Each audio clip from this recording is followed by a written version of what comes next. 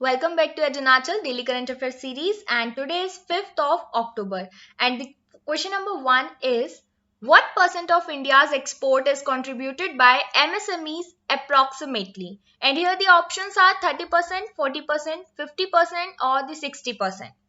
So the correct answer is option B 40% India का export जो है वो एमएसएमईज के द्वारा कंट्रीब्यूट किया जाता है. For your kind information, MSMEs आप सभी अगर नहीं समझते हैं तो यहाँ पर आप ध्यान दीजिएगा, मीडियम स्मॉल एंटरप्राइजेस की बात चल रही है. राइट, मीडियम स्मॉल एंटरप्राइजेस की बात चल रही है. तो ऐसे उद्योग जो कि बहुत ही छोटे लेवल पर हैं बट फिर भी वो 40% कंट्रीब्यूशन दे रहे हैं इंडिया के एक्सपोर्ट्स को, क्योंकि इसमें ज्यादातर ऐसी चीजें आ जाती हैं जो कि हमारे कल्चर से बिलोंग करती हैं, या कुछ ऐसी चीजें होती हैं जो ट्राइबल पीपल होते हैं वो बनाते हैं, हैंडीक्राफ्ट्स होते हैं, काफी सारी ऐसी चीजें जो कि बाहर के देशों में नहीं मिलती हैं, जिनकी वहां पर ज्यादा वैल्यू है.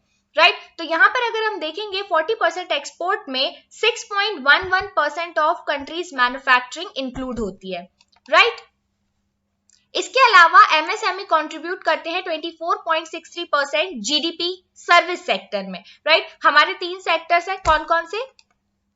प्राइमरी, सेकेंडरी और टर्शियरी सेक्टर, जिसे हम सर्विस सेक्टर भी कहते हैं.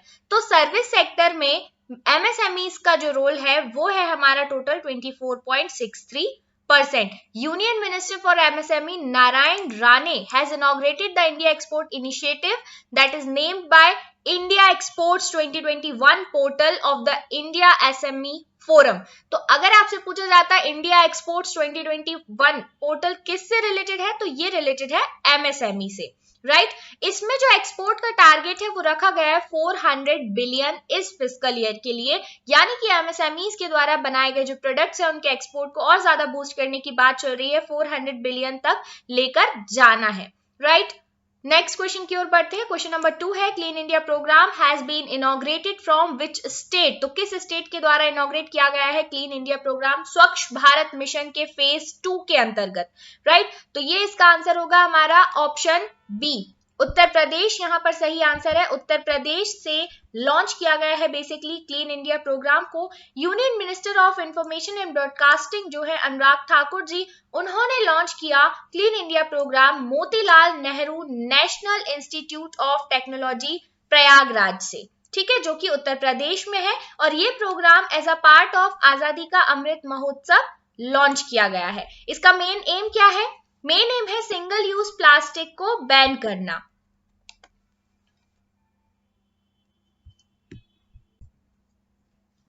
ये जो कैंपेन है ये चलने वाला है 31 ऑफ अक्टूबर तक. आइए बढ़ते हैं अगले क्वेश्चन की ओर.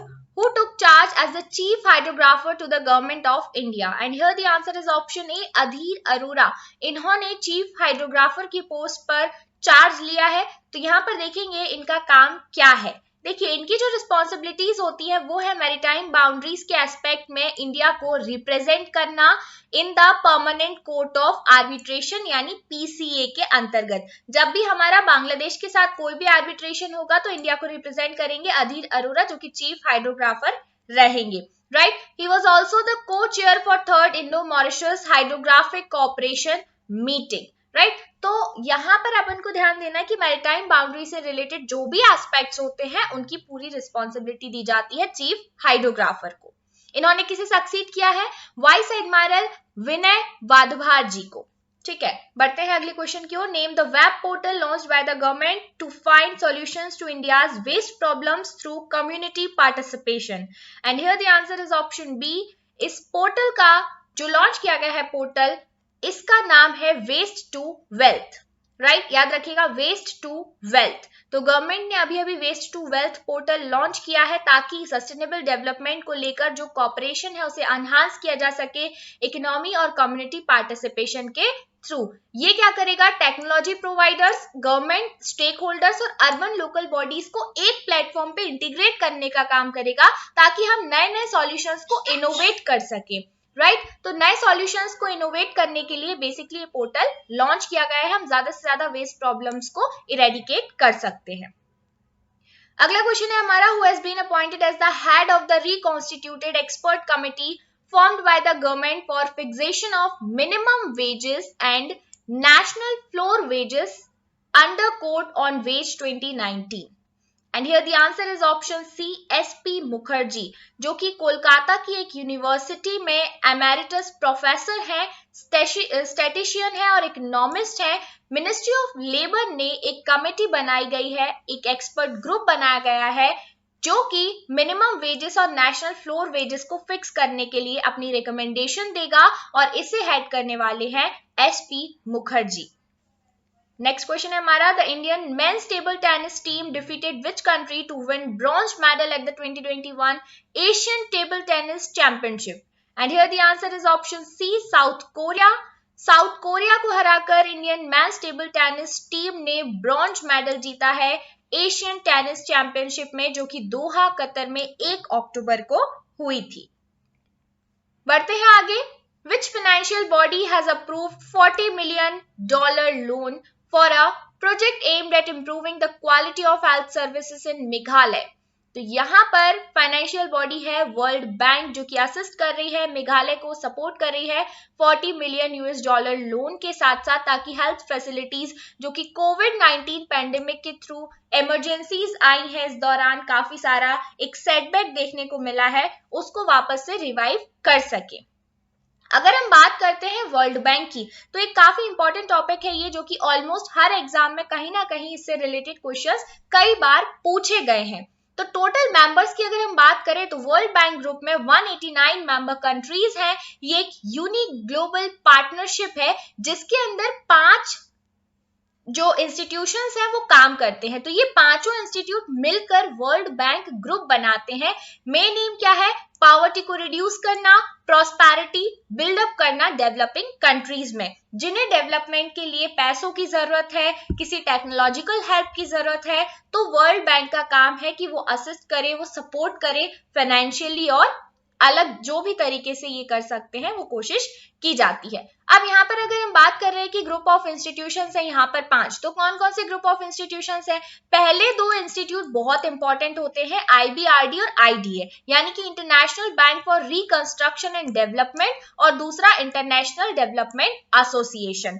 तो IBRD क्या करता है? इसका नाम है रिकंस्ट्रक्शन और डेवलपमेंट। तो ये क्या करेगा? लोन्स देगा, क्रेडिट देगा, ग्रांट देगा, किसके लिए? डेवलपमेंट के लिए, रिकंस्ट्रक्शन के लिए। IDA क्या करेगा? लो या फिर नो इंटरेस्ट लोन देता है, किसके लिए? लो इनकम कंट्रीज के लिए, जो ऐसे कंट्रीज, जैसे कि आप अफ्रीका का एग्जांपल ले लीजिए। अफ्रीका कॉन्टिनेंट में कई सारे ऐसे कंट्रीज हैं जो कि बहुत ज्यादा पॉवर्टी से जूझ रहे हैं, तो ऐसे कंट्रीज को बिना इंटरेस्ट के या फिर काफी कम इंटरेस्ट रेट पर ये जो लोन है वो प्रोवाइड करते हैं। नेक्स्ट हमारा इंस्टीट्यूट है इंटरनेशनल फाइनेंस कॉर्पोरेशन यानी IFC। ये इन्वेस्टमेंट, एडवाइस, एसेट मैनेजमेंट देता है कंपनीज और गवर्नमेंट्स के लिए। चौथा हमारा है मल्टीलेटरल गारंटी एजेंसी, मीगा। ये क्या करता है? Insures leaders and investors against political risk such as war. Next हमारा है international centre for the settlement of investment disputes. नाम से ही क्लियर हो रहा है कि अगर कहीं पर भी ग्लोबल लेवल पर किसी 2 एंटरप्रेन्योर्स में पार्टनरशिप होती है या 2 गवर्नमेंट में पार्टनरशिप होती है, तो वहां पर जो इन्वेस्टमेंट डिस्प्यूट्स होंगे उन्हें सेटल करने का काम है ICSID का, इन्वेस्टर्स और कंट्रीज के बीच में। So all of these efforts support the World Bank Group's twin goals of ending extreme poverty by 2030। तो ये भी आपसे पूछा जा सकता है कि वर्ल्ड बैंक का कब तक का टारगेट है एक्सट्रीम पॉवर्टी को एंड करने का? 2030 तक का। दूसरा गोल है shared prosperity of the poorest 40% of the population in all countries, right? तो 2 मेन गोल है वर्ल्ड बैंक ग्रुप के, जिन्हें ये पूरी तरीके से असिस्ट करने की कोशिश करता है, एरेडिकेट करने की कोशिश करता है। नेक्स्ट क्वेश्चन है, name the Indian cities which were currently ranking at 106 and 110 respectively in the latest edition of the QS best student cities ranking. Student cities की बात चल रही है जहां पर इन्हें फेवरेबल एटमॉस्फेयर और एनवायरनमेंट मिल सकता है। तो ऐसे 2 कंट्रीज हैं हमारे, सिटीज हैं हमारे, मुंबई और बेंगलुरु। मुंबई 106 रैंक पर है और बेंगलुरु 110 रैंक पर है। QS यानी क्वार्टरली सिमंड्स, ये ऐसा इंस्टीट्यूट है जो कि यूनिवर्सिटीज को भी रैंकिंग देता है और सिटीज को भी रैंकिंग देता है। Next question है, India has emerged as a global manufacturing hub and effectively surpassed the dash country to become the world's second most desired manufacturing destination. तो देखिए इंडिया ने यूएस को पीछे कर दिया है, यूएस को पीछे करके second most desired destination hub के रूप में सामने आया है इंडिया मैन्युफैक्चरिंग की फील्ड में, और पहले नंबर पर है चाइना। भाई चाइना से तो पीछे रह ही नहीं सकते, चाहे मैन्युफैक्चरिंग की बात चले, पॉल्यूशन की बात चले, बीमारी की बात चले, हर चीज में चाइना रहेगा नंबर 1। तो अगर आपको कोई क्वेश्चन का आंसर नहीं मिल रहा है और आपसे पूछा है फर्स्ट कौन है, तो अगर आप तुक्का लगा रहे हो बिल्कुल क्लीन माइंड से, तो आप जा सकते हो चाइना के साथ, राइट। तो ये तो एक छोटी सी शॉर्ट ट्रिक है जो हमेशा काम नहीं करती है, लेकिन 90% काम कर जाएगी। तो यहाँ पर फर्स्ट नंबर पे हो गया हमारा चाइना, सेकंड नंबर पे हो गया है इंडिया, और थर्ड नंबर पे कौन हो गया है, यूएस। अगला क्वेश्चन है, Uttar Pradesh Ghaziabad was adjudged the dash most polluted city out of the 50 most polluted cities in the world in 2020 by a report prepared by British company House Fresh। तो उत्तर प्रदेश का जो गाजियाबाद है वो सेकेंड मोस्ट पॉल्यूटेड सिटी में आ गया है world ranking में। तो देखिए यूपी में पॉल्यूशन का लेवल किस तरीके से है, यहाँ पर हमने गाजियाबाद की बात कर दी, सेकेंड नंबर पे आया है।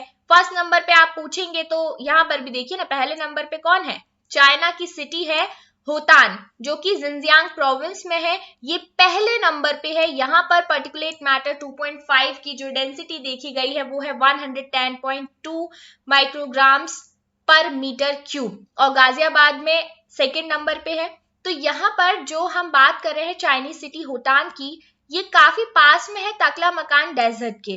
टाकली मकान डेजर्ट जो है वो चाइना का काफी फेमस डेजर्ट है, और स्टेट पीसीएस में कई बार ये क्वेश्चन पूछा गया है, ठीक है। अब यहाँ पर हम उत्तर प्रदेश की बात चल रही थी, तो ये जो इमेज है आप कहोगे भाई यहाँ तो गाजियाबाद बहुत पीछे है, लखनऊ कानपुर आगे है, ठीक। तो ये जो है ये किसी पर्टिकुलर एक दिन का डेटा बताया जा रहा है स्क्रीन पर एयर क्वालिटी इंडेक्स की, लेकिन डेली जब स्क्रीनिंग होती है तो एवरेज जो निकाला गया वो है कि गाजियाबाद हमारा यूपी में टॉप नंबर पे आ रहा है। लेकिन यहाँ पर हम देखेंगे कि कुछ ऐसे सिटीज हैं यूपी के जो काफी आगे हैं पॉल्यूशन में, उसके लिए ये चार्ट यूज किया गया है। सबसे यहाँ पर आप देखेंगे कानपुर, गाजियाबाद, बागपत, नोएडा, ये ऐसे सिटीज हैं जहां पर बहुत ज्यादा पॉल्यूशन का लेवल है, including Lucknow, Bulandshahr, greater Noida, Meerut, right. तो कानपुर, लखनऊ, गाजियाबाद ये तीनों टॉप 3 में नाम आ रहा है, तो इन तीनों को आपको याद रखना होगा। अगर हम एयर क्वालिटी इंडेक्स की बात करें तो ये भी आपसे कभी कभी पूछ लिया जाता है कि किस तरीके से रैंकिंग दी जाती है। अगर ग्रीन है that means good, light green है सेटिस्फैक्ट्री, येलो है तो मॉडरेट है, पुअर यानी कि यहाँ पर थोड़ा ऑरेंजिस कलर होगा, वेरी पुअर में रेड होगा, और मैरून कलर होता है सीवियर में। तो ये जो यूपी के सिटीज हैं ये सभी सीवियर कैटेगरी में आ रहे हैं, राइट। आप देख सकते हैं सीवियर पॉल्यूशन यहाँ पर रिकॉर्ड किया गया है। दूसरी चीज यहाँ से पूछी जाती है कि जो एयर क्वालिटी इंडेक्स है उसमें जब आप कलर के अकॉर्डिंग स्टेटस बताओगे, गुड है, सेटिस्फैक्ट्री है, तो यहाँ पर आपसे ये इंडेक्स भी पूछा जा सकता है कि 0 से 50 स्कोर है तो कैसा होगा, गुड होगा, 51 से 100 है तो कैसा होगा, सेटिस्फैक्ट्री होगा। तो ये जो स्कोर है ये भी आपको याद रखना है काफी अच्छे तरीके से, क्योंकि ये क्वेश्चन एग्जाम में ऑलरेडी पूछे गए क्वेश्चंस हैं और आगे के लिए एक्सपेक्टेड भी है, राइट। तो learn this score very clearly. बढ़ते हैं आगे। What is the rank of India on a new global youth development index 2020 measuring the condition of young people across 181 countries, released by the Commonwealth Secretariat in London? And here the answer is option D, 102nd rank मिली है India को global youth development index 2020 में, जिसमें 181 countries को ranking दी गई थी और इसे रिलीज किया गया है कॉमनवेल्थ सेक्रेटरीट लंदन के द्वारा। Next question, which is the world's most valuable company according to the Hurun Global 500 Most Valuable Companies List 2021? And here the answer is option B, Apple. Apple company जो है वही जिसका iPhone आता है, जिसके लिए आप सभी परेशान है, दुखी, हैरान है, तो वही एप्पल मोस्ट वैल्यूएबल कंपनी की कैटेगरी में है Hurun global 500 most valuable companies की लिस्ट में। देखिए आपको अगर एप्पल की कंपनी देखनी है तो यहीं से दर्शन कर लीजिए, काफी बड़ा कैंपस इन्होंने बना रखा है, काफी वैल्यूएबल इनका जो टोटल नेट वर्थ है वो भी काफी ज्यादा है, 2443 बिलियन यूएस डॉलर्स, राइट। 2021 का ये डेटा है, तो यहाँ पर आप देख सकते हैं, देखकर ही मन भर लीजिए। अगला क्वेश्चन हम बढ़ते हैं आगे। Which two Indian cities have been included in the world's safest city from among 60 global cities in Safe City Index 2021 released by Economist Intelligence Unit? तो यहाँ पर हमारा आंसर होगा option number D, Mumbai and new Delhi. ये दोनों cities world के safest city में से आए हैं among 60 global cities in safe city index, जिसे इकोनॉमिस्ट इंटेलिजेंस यूनिट EIU के द्वारा लॉन्च किया गया है, राइट। तो न्यू दिल्ली और मुंबई को यहाँ पर जगह मिल गई है। So this is all for today, thank you so much and stay connected with एजुनाचल। वीडियो अगर पसंद आता है तो लाइक, शेयर और सब्सक्राइब जरूर कीजिएगा।